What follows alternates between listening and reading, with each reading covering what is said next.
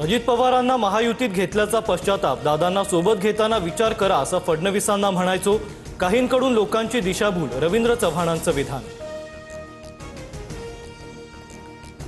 माझ्यावर 70,000 कोटींच्या भ्रष्टाचाराचा आरोप करणाऱ्यांसोबत मी आता सत्तेत. गुन्हा सिद्ध होण्याआधीच कुणी दोषी असतो का? सिद्धार्थ बनसोडेंना सावरताना अजित पवारांच्या विधानांना नवा वाद. मोदींनी अजित पवारांवर सिंचन घोटाळ्याचा आरोप केला, त्याचं काय झालं याचं उत्तर फडणवीसांनी द्यावं. संजय राऊतांची टीका, भाजप वॉशिंग मशीन असल्याचीही पुनरुच्चार. अजित पवारांनी असं बोलायला नको होतं. मनभेद होणार नाहीत, दादांनी काळजी घ्यावी. आम्ही मोठ्या भावाच्या भूमिकेत उत्तर देणार नाही. अजित पवारांच्या विधानानंतर बावनकुळेंची प्रतिक्रिया. पिंपरी मनपात भाजपनं 8,000 कोटींच्या ठेवी मोडल्या. अजित पवारांकडून भ्रष्टाचाराचा आरोप, तर काही लोकांच्या प्रॉपर्ट्या कोट्यवधींपर्यंत कशा वाढल्या. आमदार महेश लांडगेंवर अप्रत्यक्ष टीका. बिनविरोध निवडणुकांचे सविस्तर अहवाल द्या, राज्य निवडणूक आयोगाचे यंत्रणांना निर्देश.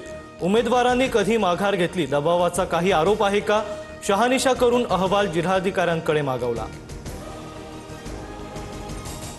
बिनविरोधवरून राजकीय वाद पेटला. बिनविरोध निवडून येण्यासाठी 5 ते 10 कोटी दिले, संजय राऊतांचा आरोप. तर राज्यात लोकशाही नव्हे तर झुंडशाही म्हणत राऊतांची टीका. माझ्या उभ्या आयुष्यात अशी निवडणूक कधी पाहिली नाही, जी 65 उमेदवारांना बिनविरोध करते. मनसे नेत्यांसमोर राज ठाकरेंचं वक्तव्य. बिनविरोध निवडून आलेल्या 66 नगरसेवकांविरोधात सोमवारी कोर्टात जाणार, मनसेच्या अविनाश जाधवांचा इशारा. विकासाच्या मुद्द्यावर उमेदवारी मागे घेणं हे प्रगल्भतेचं लक्षण, बावनकुळेंची प्रतिक्रिया. तर बिनविरोध कसे झाले याची चौकशी केली पाहिजे, रवींद्र चव्हाणांचं विधान. निवडणूक बिनविरोध करण्याच्या हेतूनं सोलापुरात मनसे पदाधिकाऱ्याची हत्या.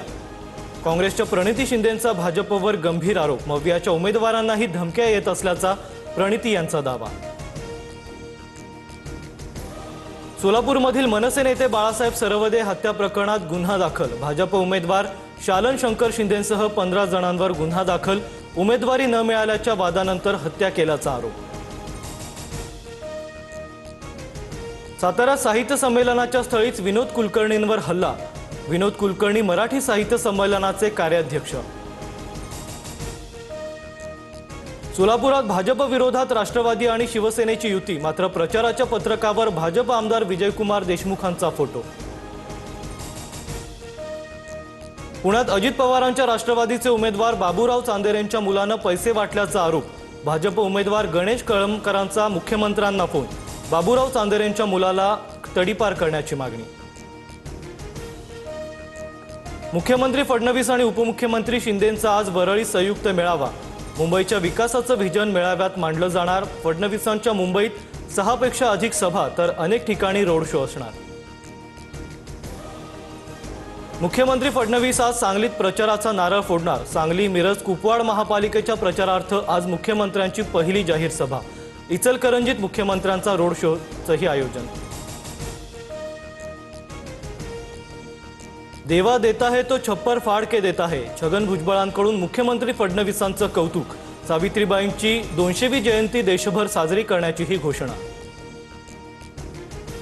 राज्याच्या पोलीस महासंचालक रश्मी शुक्ला निवृत्त. सदानंद दाते आजपासून राज्याच्या पोलीस महासंचालकपदी. शेतकऱ्यांना मोठा दिलासा. पीक कर्जावर मुद्रांक शुल्क माफ करण्याचा निर्णय. 2 लाखांपर्यंतच्या कर्जावर सवलत असणार. 1 जानेवारीपासून नियम लागू. पश्चिम रेल्वेवर ग्रँट रोड ते मुंबई सेंट्रल दरम्यान रात्री 13 तासांचा ब्लॉक. 145 लोकल रद्द. रात्री 11 ते रविवारी दुपारी 12 पर्यंत ब्लॉक असणार. सायूंच्या चरणी 8 दिवसांच्या कालावधीत 23 कोटी 29 लाखांचं दान. नवीन वर्षाच्या स्वागतादरम्यान 8 लाखांहून अधिक भाविक साई चरणी नतमस्तक. बांगलादेशी खेळाडूच्या IPLमध्ये खेळण्यावरून वाद. मुस्तफिजुर रहमानला संघातून काढून टाका. BCCI सचिव देवजीत सौकिया यांचा कोलकाता संघाला सूचना.